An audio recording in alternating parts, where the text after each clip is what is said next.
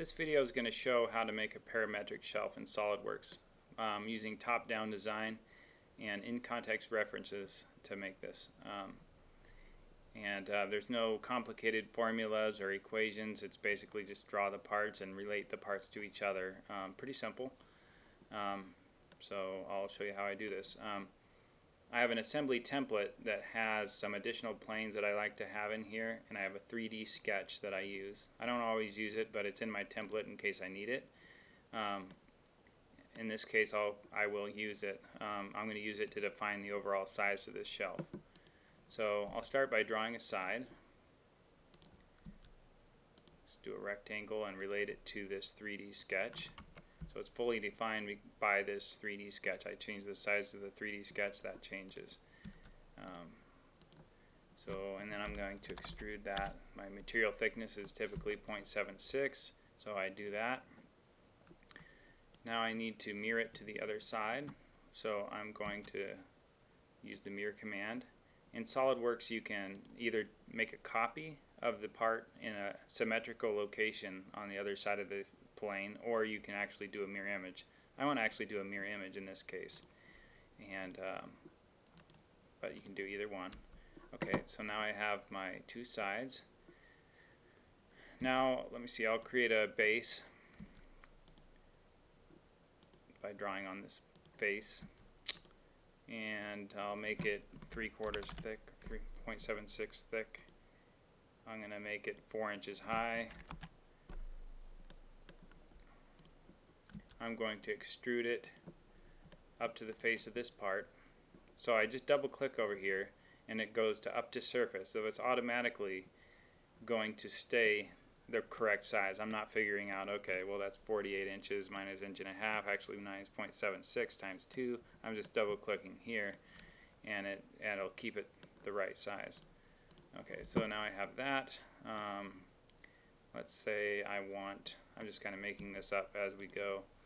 I'm going to draw a middle partition, I guess. So I'm going to do a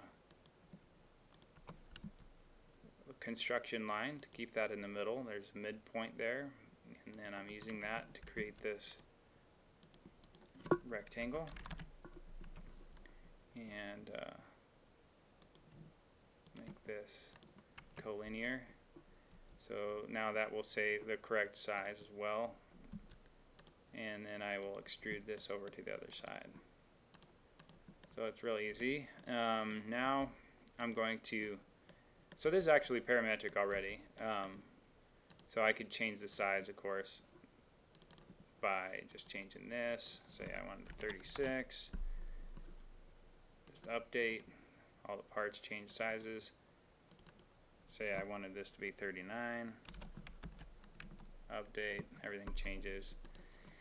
Okay, so let's say I want to make a dado in here. I want to make this part dado into that part. So I'm going to edit this part. Just do a little rectangle. Now I want this slot to be the same all the way around, so I make these little construction lines. And I'll go ahead and mirror them.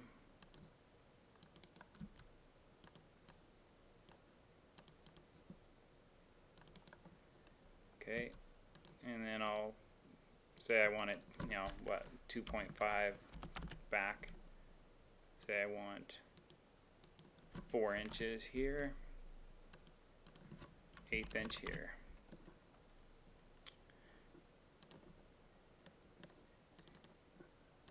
Merge result.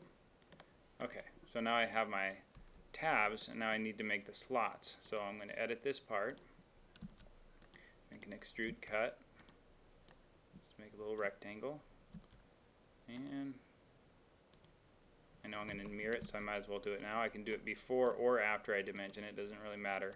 They're going to be related. So I'm going to make this a 1/2 inch, give myself a 1/2 inch clearance for the cutters this direction. I usually go 0.005 on each side as far as my tolerances go. So there we have it. Now I have my slots, and you'll notice that the other side also has the slots. It maintains the relationship with this. The mirror is going to always match. So, and then let's say I want to change this to a 1-inch thick base. All I have to do is double click, change it to 1 inch, update. You have your dados the correct size still.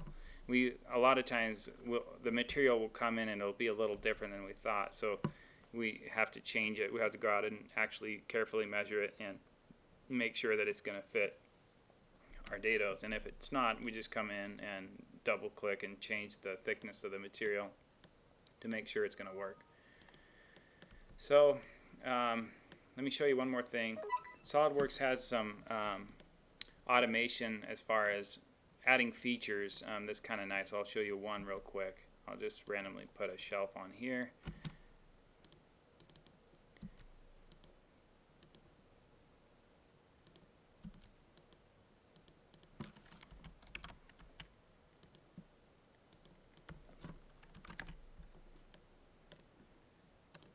Okay, I'm going to go up to this surface, but let's say I want to back a 1/2 inch from that surface. You go offset from surface, 1/2 inch, and there you go. What I wanted to show you is, like, if you wanted to use knockdown fittings, for example, just edit this part, and I have this library feature that you can just drag in and drop. So let's say I want 3 of these. Drag it and drop it. It tells you what edges are needed and what reference points are needed automatically, and you can see it automatically spaces them out for you. And you can double click on it, change it to 2 inches maybe. So it's real easy to drag and drop these features, and then to make it the hole in this part that it needs, you just edit this part. It's easier if you go to wireframe for this, and then extrude. Just grab this edge, this edge, this edge.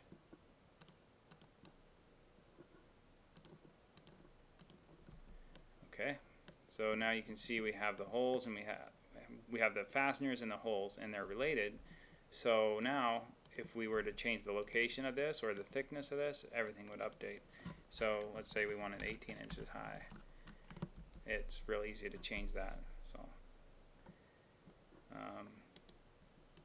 that's pretty much it. Let me just show you how it changes. You can change the width to 24, update, everything changes. So you have a parametric shelf now. So we have a lot of sub-assemblies like drawers and shelves and cabinets, base cabinets, drawer boxes, stacks of drawers, anything like that we have pre-drawn where we just drag and drop it in there and make a few adjustments, and we don't have to redraw that every time. But as you can see, it's really fast to draw. You can draw unique things really fast as well, and you don't have to put all the equations into it to make it parametric if you're only doing it one time. But you can make your dados related, because that's almost always useful and it's really fast. So that's basically it.